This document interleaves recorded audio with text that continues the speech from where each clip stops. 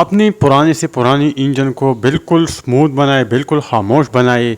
दोस्तों पहले ये चेक करिए, 70 सीसी मोटर बाइक है। इस इंजन से बहुत ज़्यादा आवाज़ आती है, बहुत ज़्यादा आवाज़ करती है, यानी साउंड इसकी बहुत ज़्यादा ख़राब है इस इंजन की। पहले ये चेक करें, उसके बाद मैं आपको बताऊंगा कि ये आवाज़ किस तरीके से रिमूव करे।